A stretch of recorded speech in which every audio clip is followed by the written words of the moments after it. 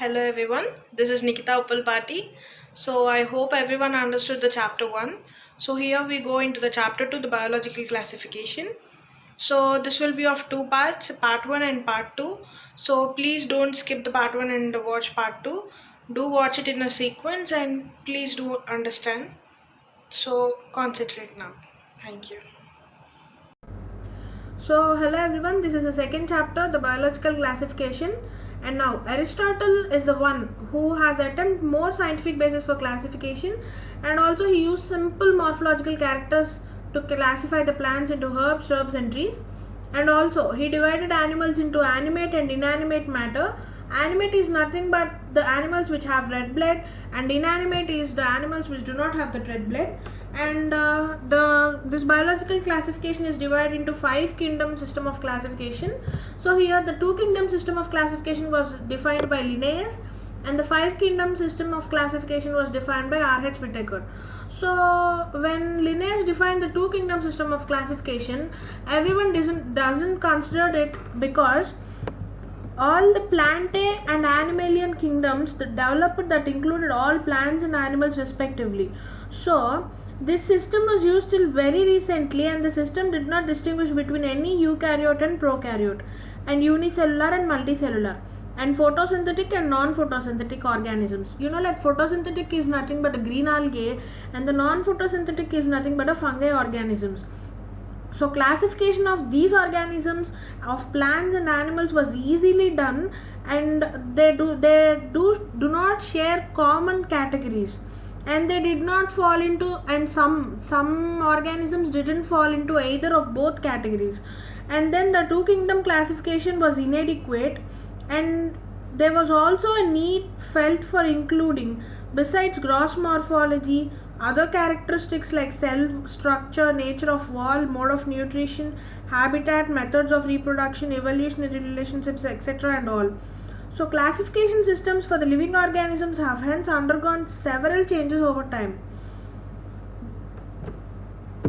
So then Whittaker gave the 5 kingdom system of classification, and this he defined by him were named as Monera, Protista, Fungi, Plantae and Animalia. Here the criteria he used for classification is cell structure, means which shape it is and of what protein it was made, the cell wall is made, and etc. And the thallus organization, and the mode of nutrition, like it is holozoic, like it is a parasite, or it can do its own food or like that, and the reproduction and phylogenetic relationships. The phylogenetic relationships are nothing but the ancestral relationships, and all prokaryotic organisms are grouped under Monera, and all unicellular eukaryotic organisms are grouped under Protista. So earlier classification systems would include bacteria, blue-green algae, fungi, mosses, fern, gymnosperm, angiosperm, all under the plants. The character which unified this is a cell wall. The cells which have their cell wall protecting inside the material. So this is the unique character that kept all these under one place. So this placed together groups which widely differed in other characteristics. It brought together the prokaryotic bacteria and the blue-green algae with other groups which are eukaryotic. It also grouped together the unicellular organisms and the multicellular ones like Chlamydomonas and Spirogyra. Both were placed under algae.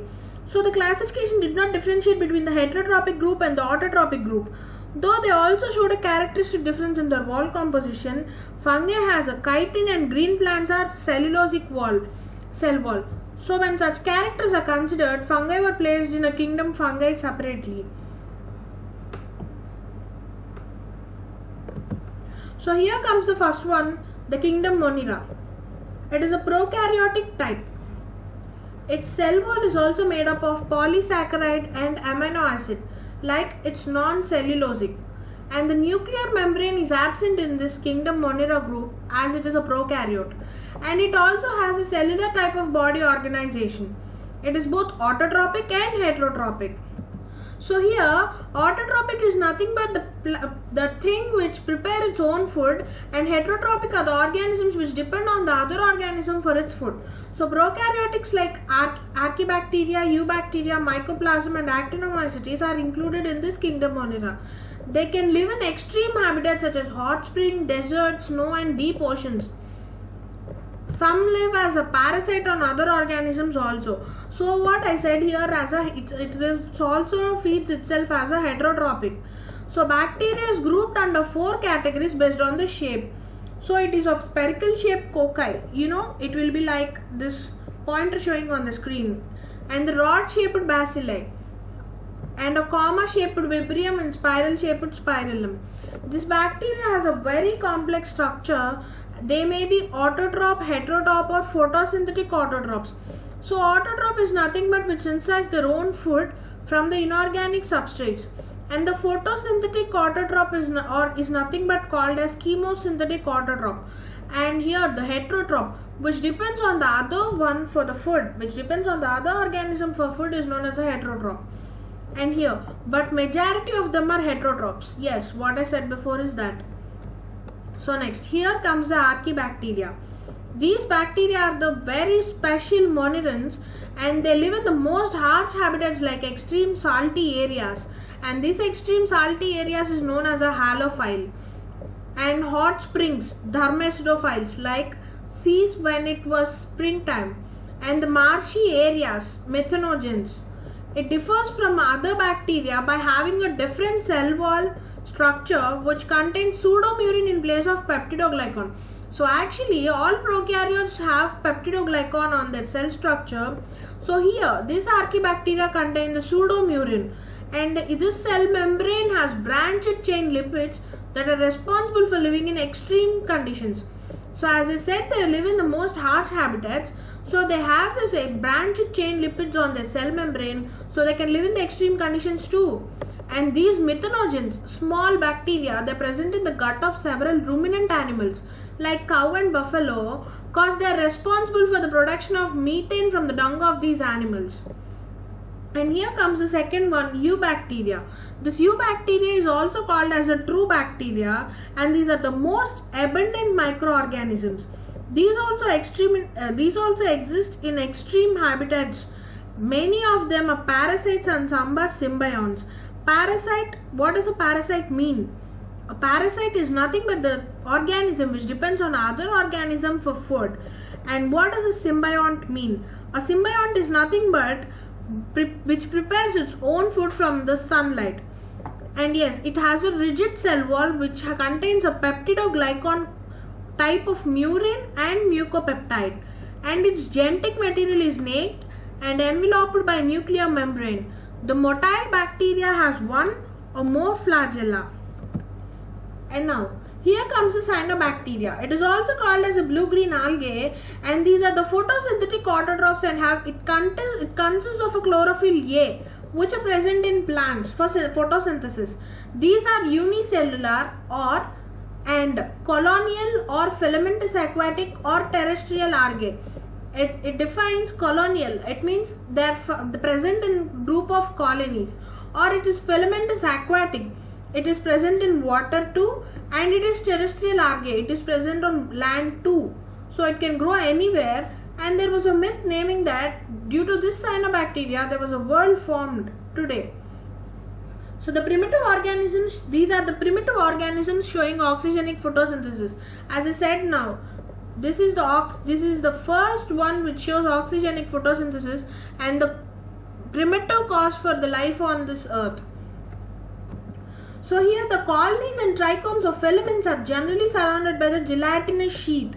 The sheath that is present around that, it is called as mucilaginous sheath also.